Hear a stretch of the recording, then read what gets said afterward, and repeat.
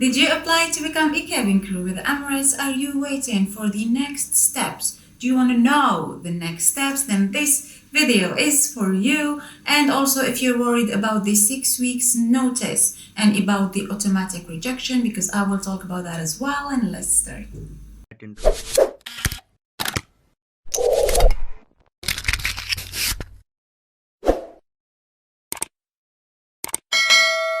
Hello my lovelies, welcome back to my channel. My name is Hajar, I'm a cabin crew coach, and in today's video we will talk about Emirates recruitment process and the next steps after the registration that I've covered already in this channel. But before I talk about that process and the next steps, I will talk about the 6 weeks notice. I know that you're all worried because many people applied for the job, and the 6 weeks notice is almost finished or even finished for some people, and they're so worried and they think, and you think, that you are rejected now automatically. But no, of course not. And I will tell you what. When Emirates opened this vacancy, they did not expect this huge amount of applications, so they just thought that 6 weeks will be more than enough to go through every single person who applied. But till now, they're just processing the people who applied from the UAE, and those people are the ones who went through with the next steps.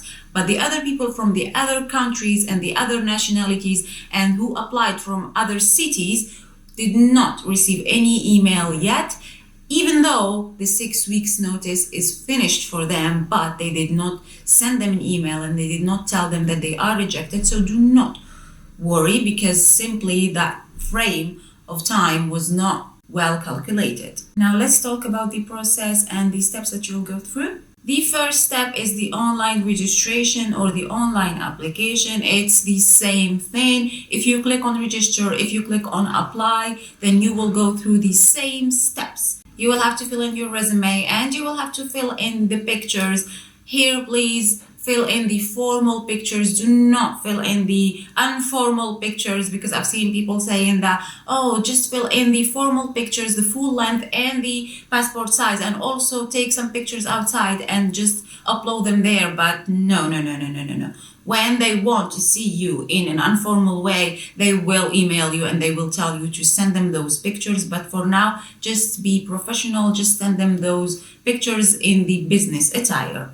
The next step is actually divided into 2 parts. With Qatar Airways last time, and how Qatar Airways actually works is that you will have a virtual interview. So you will have 5 questions in front of you and you will be recorded, and then they will see if you fit for the job or not. But then with Emirates, they actually divided it into 2 parts. So you will have the English test, and at the same time, you will have the virtual interview. The English test is pretty easy, and that I can promise, because people with basic English passed it, and they thought that it was really easy because you will just have some grammar, some vocabulary, and some mathematic test as well. The mathematic test is pretty easy because I know that you will mostly be worried about the mathematic test, but the mathematic test is just some common sense. For example, you're going to Newcastle and the time here is 4 hours ahead from Newcastle. The flight is 5 hours. So at what time you will be arriving to Newcastle? Something like this.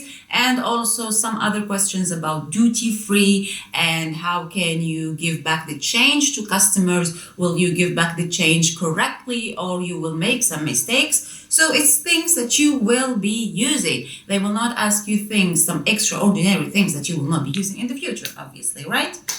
The English test is 30 questions with multiple choices. You will have approximately 15 minutes. Do I think that 15 minutes is enough? More than enough. Though 30 questions might seem like it's a lot of questions, but then it is easy questions. The only thing they will test in here is that you can speak a bit of English and you can focus, because you will have some tricky questions and you will have to focus to make the right choice. If you just click, or you get stressed so much, then you can fail that English test. As I said, 15 minutes. This is the first part. The second part is the virtual interview. In the virtual interview, you will not be having someone in front of you in the camera. Yes, you will be recorded, so you will need to be fully dressed. And when I say fully dressed, even the shoes, not just the up part, but then fully dressed. Shoes, skirt or pants for the guys, and then the shirt in here. You need to have your makeup, full makeup. And when I say full makeup, not like weddings makeup, but then full, simple, classy makeup. Guys, you need to shave your beards. The hair needs to be all the way to the back. And for the guys, you need to be well groomed as well, please. Nothing extras. If you have tattoos, then you need to cover them. If you have scars, then you need to cover them because they will see this as well. Anyways, so you will be recorded. You will not be having anyone in front of you. You will have 5 questions. There are 2 questions that will always be repeated, so make sure that you will answer those 2 questions correctly, and then you will have another 3 questions. Are the questions hard?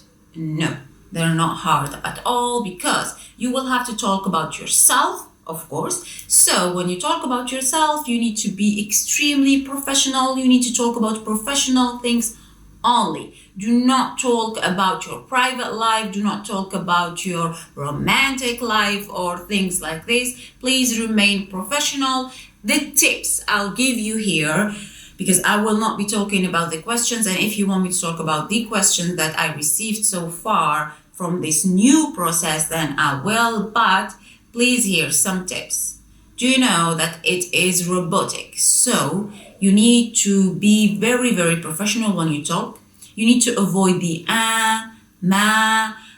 you're like, because the system detects these kind of things and then you will be rejected. So you need to kind of trick the system. You need to stand straight. You need to wash your hands. They need to be down there, and you need to be so confident when you talk. And the thing that will make you succeed in here is not the blah, blah, blah, blah, blah, or making it too long or making it too short, but is actually the key words. So if they ask you a question where it sounds like you need to talk about something that really happened to you, then you need to give examples. But before you go and give examples, you need to talk about the question. You need to make this system or trick this system by letting the system think that you really, really understood the question and you will answer the question perfectly, even though you're just turning around the question. Now here you can do this if you didn't really understand it and if you think that when you answer it you will be wrong, and then give an example that happened to you or did not happen to you, as long as it sounds extraordinary. As I said, use the key words, because when it is detected that you use the keywords, you will succeed. So as I said, 5 questions. So if you have the first one and the last one correct, which are the questions that are repeated every single time, then you will only have 3 questions. If you study well, if you know the questions, if you repeated the answers, and if you really prepared for it, then there is no way you will fail this step, especially if you focused on the keywords and if you answered with confidence and if you acted like you are confident. I'm not asking you to be confident because not every single person is so confident, but then just pretend that you're in a movie and you have to act like you are so confident, please. After this step, you will have your live interview. What does it mean? Live interview is the interview, the online interview with the camera, where you will have someone in front of you. So it's like Hirevue, but then there is someone in front of you. It's not just a system that will record you. You will have someone who will chit-chat with you. The same thing like the final interview in the assessment day. Here, will the questions be repeated from the virtual interview?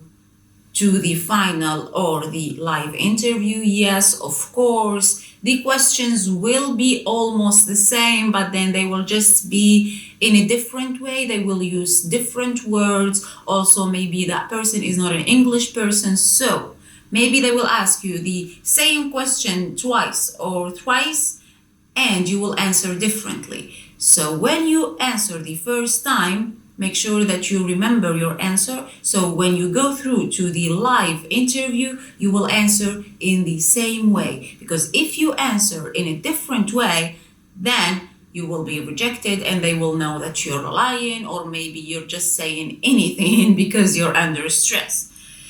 And also the questions will not be the same for every single person. For example, we have one question about someone who's demanding, but then they will ask it to you in a way and they will ask it to someone else in a different way, depending on your CV, because the live interview will depend on your CV primarily, because they want you to talk about your CV. They want you to sell yourself in 20 minutes or half an hour and only talk about yourself in here from your CV. They don't want you to just talk any blah, blah, blah, or I met someone outside, or talk about your private life, please. Now, I tried to make some time to make this video, so I hope that it helped you. I hope that it will help plenty of people. So if you think that this video will help people, share it. If you think that it's not helpful, then what do you want me to say? And take care of yourselves, and see you on my other videos, and bye bye.